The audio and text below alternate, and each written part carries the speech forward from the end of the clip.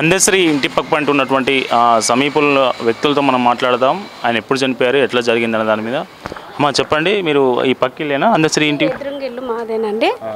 ఆయన కొంచెం బాగాలేడని చెప్పి వాళ్ళ భార్య వచ్చి మార్నింగ్ డోర్ కొట్టారు. వెళ్ళి చూసాము. నేను ఇక్కడ ఆశా వర్కర్ని. అయితే ఒంట్లో బాగాలేదని ఇంట్లోనే ఉంటున్నాను. వాళ్ళ భార్య డోర్ కొట్టంగానే వెళ్ళి చూశాను. ఆల్మోస్ట్ అప్పటికి ఆయనకి ఇదైపోయిండు, చల్లబడిపోయిండు మనిషి. ఇక వచ్చి డోర్ కొడితే పోయి చూసినాము. చూసి హాస్పిటల్ తీసుకెళ్తామంటే సరే తీసుకెళ్ళండి అని చెప్పినాము. మేము చెప్పకూడదని ఒక హాస్పిటల్లో డాక్టర్ చెప్పాలని చెప్పి మేమేం సపోర్ట్ చేయలేదు. హాస్పిటల్ తీసుకెళ్ళినాక 6:30కి అట్లా తీసుకెళ్ళారు. చనిపోయారని ఫోన్ వచ్చింది. ఎన్ని గంటలకు వచ్చినట్టు స్ట్రోక్? అంటే గత 4 రోజుల నుంచి నీ జ్వరంతో బాధపడుతున్నట్లు వార్తలు వస్తావు, నిజమేనా? అవునండి, జ్వరం ఉంది, ఆయన బీపీ కూడా ఉంది అని అన్నారు. మార్నింగే చెప్పిండు వాళ్ళ భార్య, బీపీ కూడా ఉంది కొద్దిగా అని అన్నారు.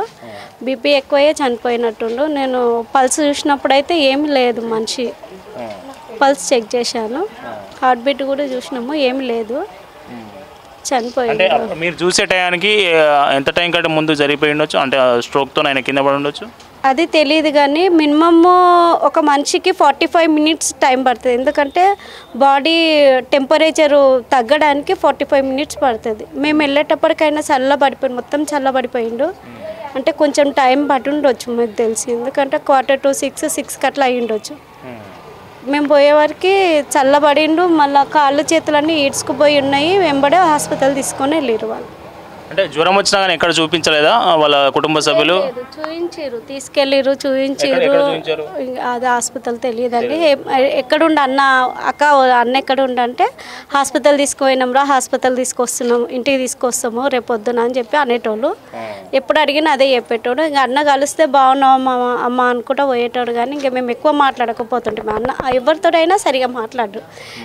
తిన్నారా, ఉన్నారా, బాగున్నారా అమ్మ, ఎట్లున్నారు, పిల్లలను చదివిపిస్తున్నావా, డ్యూటీకి వెళ్తున్నావా, ఇంట్లోనే ఉంటున్నావా, ఆరోగ్యం ఎలా ఉన్నది అని మాట్లాడి వెళ్ళేటోడు. కానీ ఎక్కువసేపు ఎవరితో మాట్లాడాడు. అని నేను 10 ఇయర్స్ అప్పటి నుంచి వస్తున్నాను అన్నని. అదే మాట, అంతే, వేరే మాటలు మాట్లాడాయన. ఎవరిని బెదిరించేటోడు కాదు, కొట్టేటోడు కాదు, లొల్లీలు కూడా పెట్టుకోడు ఆయన. ఎదుటింటికి పోయి ఎవరైనా ఏదైనా చేసినా కూడా పోయి కొట్లాట లొల్లీలు పెట్టుకునేటోళ్ళు. కానీ ఆ పద్ధతి కూడా లేదు అన్నకు. లేచిండా, పలకరించిండా, పోయిండా, డ్యూటీకి వచ్చిండా, పాటలు పాడకుండా ఇంతనే ఉంటుండే. ఈ మధ్యలో రేవంత్ రెడ్డి అన్న సార్కి కలిసినప్పుడు కూడా మా అమ్మతో మాట్లాడిండు. మా బాధలు చెప్పండి అన్న కొంచెము అని అంటే, నేను కల్పిస్తారా నీకు అని అన్నాడు. అన్నీ కూడా ఇప్పుడు నెల అవుతుంది అంతే. పాప మా అన్న చాలా మంచోడండి అన్న అయితే. ఇప్పుడు వాళ్ళకు 3 బిడ్డలు అని చెప్తా ఉన్నారు, వచ్చారా బిడ్డలు ఎవరైనా వచ్చారా? పెద్ద పాప మ్యారీడ్ అయింది, ఇక్కడే ఉప్పల్లో ఉంటుంది. రెండో పాప అవుట్ స్టేట్లో వెళ్ళింది అని అన్నారు. మూడో పాప కూడా ఇక్కడే ఉంటుంది, బాబు కూడా ఇక్కడే ఉంటాడు. ఇప్పుడు ఒక 45 మినిట్స్ కానీ ఒక 1 అవర్ ముందు కానీ తీసుకెళ్తే అప్పటికప్పుడు హాస్పిటల్ తీసుకపోతే బతికే అవకాశాలు ఉండేదా?